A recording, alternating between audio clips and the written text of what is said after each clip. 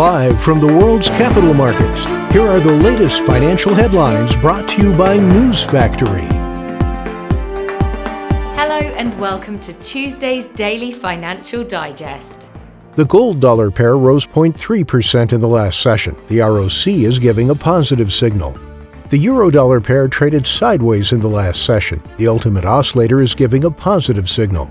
The pound got a slight bump of 0.2% against the dollar in the last session. The stochastic indicator is giving a positive signal.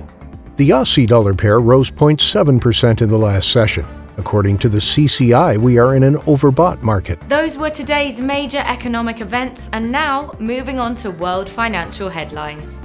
Wall Street's main indexes rose as Tesla shares gained ahead of the electric car maker's earnings report, which kicked off this week's results from heavyweight technology companies.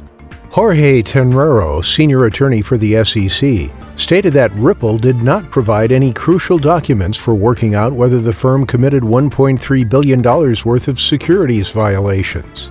Elon Musk's electric vehicle business reported vehicle deliveries of 184,800 Model 3 and Model Y cars, a new record for Tesla. Coming up, our chief analyst's choices for today.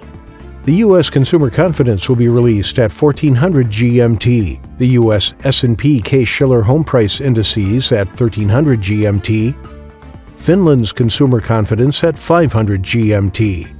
Finland's industrial confidence will be released at 500 GMT. Japan's BOJ monetary policy statement at 300 GMT. Japan's BOJ interest rate decision at 300 GMT. We hope that you've enjoyed Tuesday's financial report. On behalf of all of us here, we wish you a productive trading day. Be sure to join us tomorrow morning for the latest news and events from the financial markets.